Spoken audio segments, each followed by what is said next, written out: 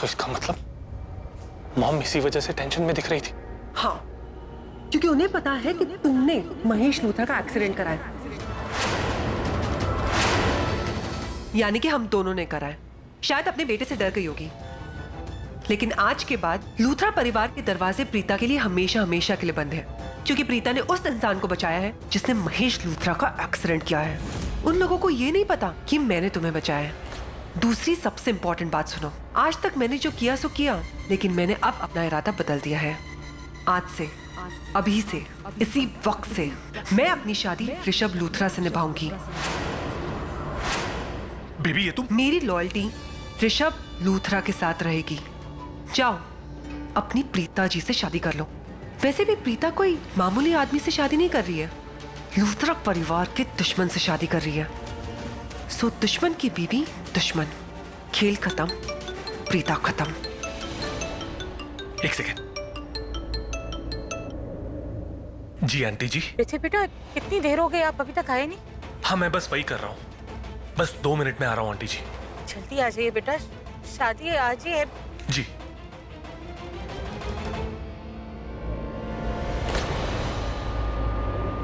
Baby मेरी बात। सासू माँ बुला रही है, प्रीता जी वेट कर रही है। जाओ ना। शादी मुबारक हो पृथ्वी मल्होत्रा।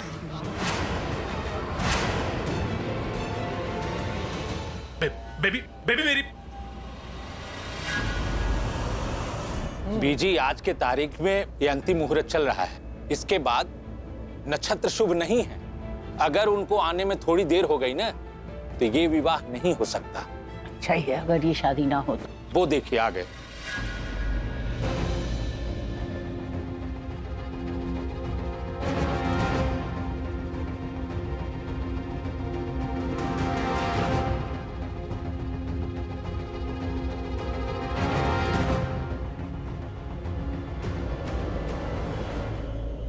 अगर आप लोगों के सारे काम हो गए हों तो जल्दी से आकर मंडप में बैठ जाइए, शुभ विवाह का मुहूर्त निकला जा रहा है।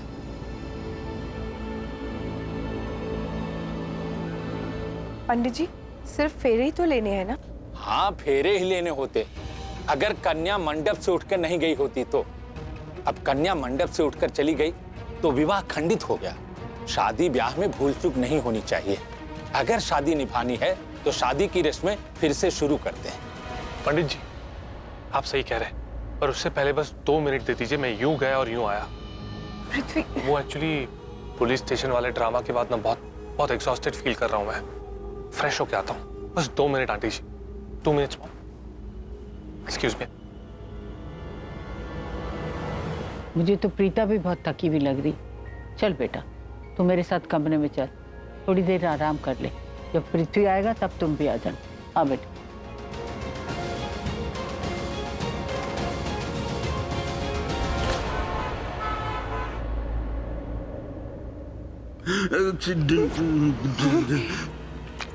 डैड आपका एक्सीडेंट पृथ्वी ने किया डैड। एक निर्दोष को सजा से बचाने की कोशिश कर रही, क्योंकि एक निर्दोष को तो पुलिस भी सजा नहीं दे सकती।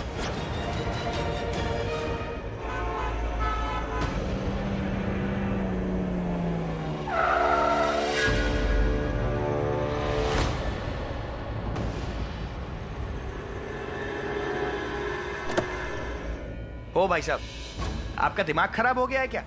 बीच रास्ते में आप आ गए हैं, कोई गाड़ी आपको टक्कर मार के जाएगी फिर? अरे मुझे गाड़ी की टक्कर नहीं लगती है, गाड़ी को मेरी टक्कर लगती है।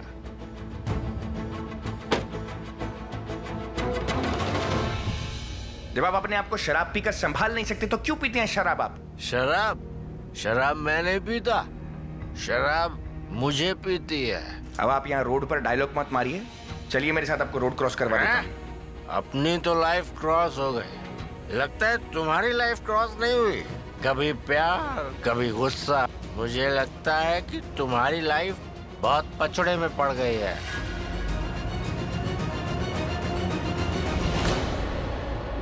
चलिए। तुम बहुत समझदार लगते हो, लेकिन खुद दूसरों को हंसाने वाला आज अपनी हालत पे हंसता है। आइए मेरे साथ। इधर बैठो आराम से। जब तक शराब नहीं उतरेगी इधर ही बैठना आराम से।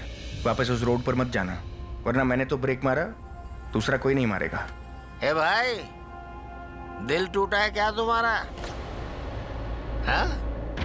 सही कहा आपने, पूरी जिंदगी पछड़े में है।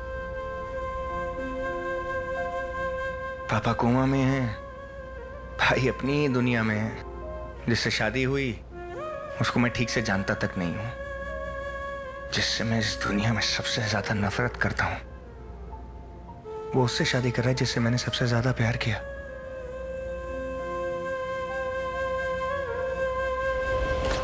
प्यार किया है कि करते हो? मेरी शादी हो गई है। अरे प्यार से शादी का क्या लेना देना हाँ, भाई? पर मैं वैसा नहीं हूं ना। किसी एक रिश्ते के लिए दूसरे को नहीं छोड़ सकता मैं। अपने प्यार के लिए अपनी मर्यादा को तो नहीं तोड़ सकता हूं ना। क्या बात है, आज भी दुनिया में राम है। पत्नी को छोड़ दिया लेकिन अपनी मर्यादा नहीं छोड़ी। तुम लगते राम हो आज की दुनिया के। भाई, तुम उस लड़की से जब इतना प्यार करते हो तो फिर उस लड़के से क्यों शादी होने दे रहे हो जिससे तुम इतना नफरत करते हो? जाओ, रोको शादी। नहीं रोक पाऊंगा।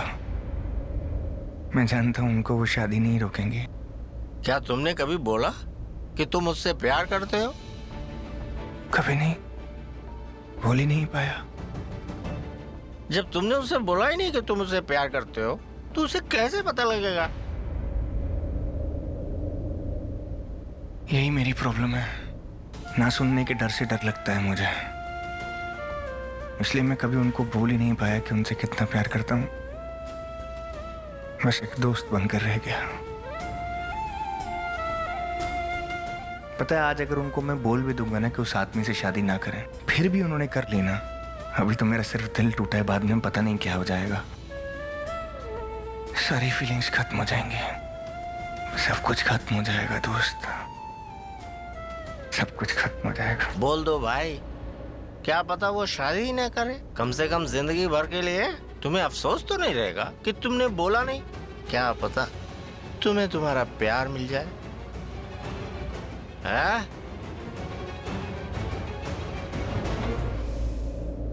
बात तो इस आदमी ने सही कही है। मैंने कभी बोला ही नहीं उनको। एक बार बोलकर देखता हूं।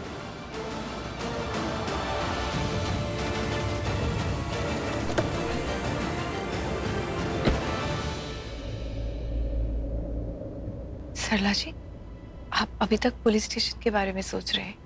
नहीं, मैं बस इतना ही सोच रही हूँ कि देखिए ना, हमारे और आपके परिवार ने कितने प्यार से प्रीता और पृथ्वी की शादी तय की। कितना खुश थे हम लोग इस शादी वाले दिन को लेकर। लेकिन पता नहीं क्यों बार बार शादी में कोई ना कोई विघ्न आ ही रही। समझ में नहीं आ रहा कि भगवान क्या चाहते हैं। मुझे पता है भगवान क्या चाहता है, लेकिन मेरी तो यहाँ कोई सुनने वाला है नहीं। अरे बेटा बोलो, मैं सुनूंगी। सिंपल सी बात है आंटी, अगर किसी काम में प्रॉब्लम आ रही है या कोई काम बार बार रुक रहा है तो इसका मतलब साफ है हमारे प्लान्स अलग है और ऊपर वाला ने कुछ और ही प्लान बना रखा है। लेकिन हम ठहरे इंसान, जिद्दी, हमें तो अपनी मन की करनी है, इसलिए भगवान जी भी नाराज हो रहे हैं, इसलिए वो बार बार ये शादी रोक रहे। मतलब ये ना कुछ भी बोलती रहती है, इसके दिमाग में जो भी आता है बस वही बोलती रहती है। अरे वो प्रीता आ गई। दी आ गई।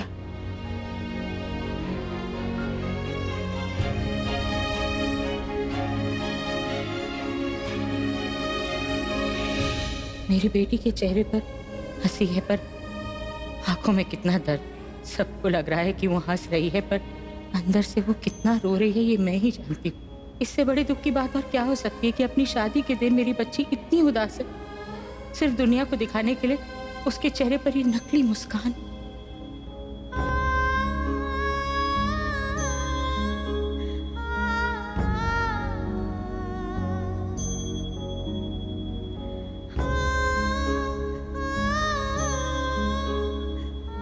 सरला जी, आपका तो पूरा काजल ही मिट गया और मुझे भी थोड़ा फ्रेश होना है। एक काम करते हैं, अभी पृथ्वी को आने में टाइम है ना, जाके थोड़ा फ्रेश होके आते हैं। हाँ अब बीजी आप प्रीता के पास रहिए, हम बस अभी गए अभी आए। हाँ, मेरा काजल बिल्कुल बिखरा नहीं है, लेकिन चलिए मैं आपके साथ चलती हूँ। मैं ठीक हूँ, मुझे जरूरत नहीं, आप लोग जाइए। अरे ऐसे कैसे क्यों नहीं करना, तुम दुल्हन की बहन हो, तुम्हारा चेहरा शेहरा एकदम चमकना चाहिए, और फोटो शोटो खींचना है कि नहीं। और ये शादी की फोटोग्राफ तो जिंदगी भर रहती है। चलो चलिए।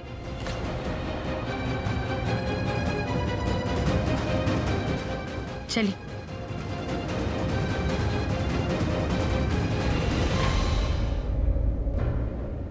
चल बेटा, अच्छा बैठ।